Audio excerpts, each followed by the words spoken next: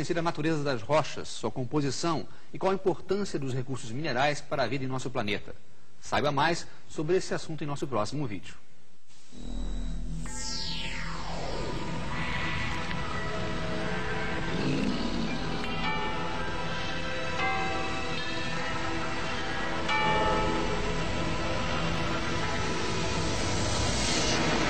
Nossa Terra. Composição das rochas. Distribuição de DAC.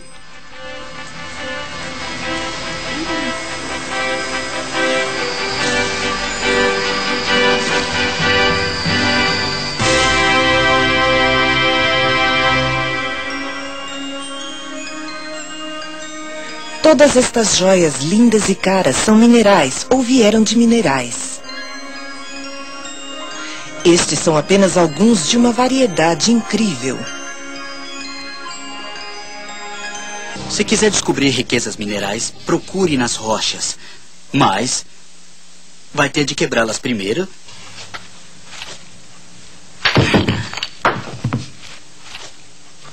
E dar uma olhada no que há lá dentro. Então você pode fazer um polimento, porque é isso que faz aparecerem as cores. Ou pode cortá-las em pequenas fatias e dar uma olhada bem de perto. Se fizer isso, verá que as rochas são muito complexas. São formadas por partículas minúsculas, todas fortemente unidas. Estas pequenas partículas coloridas são cristais de minerais, pedaços puros do material que forma o planeta Terra. Outros exemplos são o ouro, porque é encontrado em estado puro. O quartzo é um mineral, é um composto chamado sílica. O diamante é um mineral, é carbono puro. Um mineral é um sólido natural de composição química uniforme, e é isso que torna alguns minerais tão bonitos. Todos eles formam cristais. Um cristal é uma supermolécula. Seus átomos são dispostos num padrão geométrico, o que o torna muito mais forte que um aglomerado qualquer. Este é o diamante, a substância mais dura conhecida. Os átomos de carbono ligam-se uns aos outros num padrão ordenado. Um cristal cresce quando átomos livres têm tempo para se reunir em perfeita ordem. Ajuda se estiverem livres para se mover, ou seja, se a substância for um líquido, ou estiver dissolvida no líquido. A água, por exemplo, ao se solidificar, pode construir um cristal. Infelizmente, um cristal perfeito só cresce em condições perfeitas.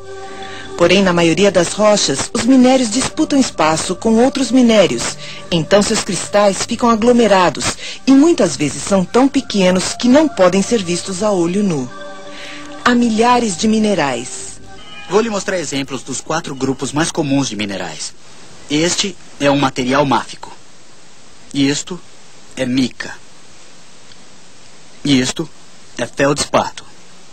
E isto é quartzo. Bem, o tamanho dos cristais não importa, porque isso acontece ao acaso. O importante é que estes 4 minerais misturados compõem 90% das rochas encontradas na crosta terrestre. Por quê? Porque eles contêm os 2 elementos mais abundantes na crosta da Terra: oxigênio e silício. O que são oxigênio e silício? Oxigênio unido ao hidrogênio torna-se água. O oxigênio na atmosfera é um gás. E o silício? O silício é um elemento claro em flocos chamado de metalóide. É usado em chips de computador. Mas apesar de estar por toda parte, nunca é encontrado puro assim. Precisa ser extraído. Como ele foi oxidado há muito tempo, o resultado é minerais de silicato em todas as direções. Esta é uma estrutura molecular. Um átomo de silício ligado a 4 átomos de oxigênio. Esta unidade pode se unir de várias formas, como uma cadeia. A maioria dos minerais máficos é construída assim. São basicamente silicatos em cadeia. Ou as moléculas de silicato podem se unir formando uma estrutura. Os átomos de quartzo são montados assim. Coloque alguns átomos de alumínio no lugar dos de silício e teremos uma estrutura diferente. É o feldspato. Ou monte-os em folhas e terá a estrutura em flocos da mica.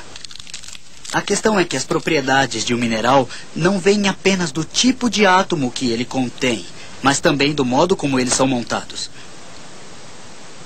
O diamante e a grafite talvez sejam o exemplo mais conhecido, porque os dois são compostos de átomos de carbono. Mas você nem imaginaria isso, porque suas propriedades são bem diferentes. Como vê, as rochas são complexas. Seus minerais têm várias composições químicas e estruturas. Mas como boa parte do planeta é feita de apenas 4 versões de silicato, a maioria das rochas pode ser facilmente identificada, e elas têm uma história em comum. É assim que todas as rochas começam. Saem do magma. A rocha líquida abaixo da crosta terrestre. Elas começam quentes e derretidas. Isto é lava endurecida. Rochas resfriadas como estas são chamadas de rochas ígneas, que vem do latim e quer dizer que nasceram do fogo. Aqui a rocha veio de um vulcão, porém muitas rochas ígneas não vieram. Muitas resfriaram e solidificaram no fundo da Terra há milhões de anos. Agora, finalmente, elas emergiram à superfície, talvez erguidas pela grande pressão, talvez descobertas pela erosão ou ambas. São chamadas de intrusivas plutônicas, numa referência à sua origem lá embaixo. Às vezes, o magma, empurrado para cima, força para dentro de rachaduras na rocha sólida existente, formando rochas intrusivas. Aqui é óbvio que a rocha escura estava líquida, enquanto a rocha clara estava sólida. Alguns pedaços até racharam com a pressão e penetraram no magma escuro. As rochas ígneas são feitas de cristais entrelaçados, o que é fácil de perceber no microscópio. Ao esfriar, o mineral com a temperatura de fusão mais alta formou os primeiros cristais, que cresceram até o mineral seguinte se cristalizar à sua volta e assim por diante. Isso quer dizer que eles são fortemente unidos, por isso as rochas ígneas costumam ser muito duras. Quando a rocha em forma de lava sai direto do vulcão, ela se esfria bem rápido. Então os cristais não têm muito tempo para se formar. Este é um pedaço de andesito. Viu? Grãos pequenos. Cristais muito pequenos. E isto, por outro lado, é um pedaço de diorito. E embora estes dois sejam feitos exatamente dos mesmos minerais, os cristais deste aqui são muito maiores. Isso porque o diorito esfriou muito mais lentamente lá no fundo da Terra. Este é vulcânico, mas este é plutônico. Às vezes é possível obter cristais muito grandes. Isso aqui vem do resfriamento muito lento. Ou também pode vir da água que havia no magma. Este aqui se chama pegmatito. Viu? Cristais muito grandes. Quando os minerais com ponto de fusão mais alto cristalizam, eles empurram a água para fora e finalmente o material derretido restante torna-se muito rico em água. Isso ajuda os últimos cristais a ficarem grandes. Este processo de separação, causado pelo resfriamento lento, pode também concentrar os minerais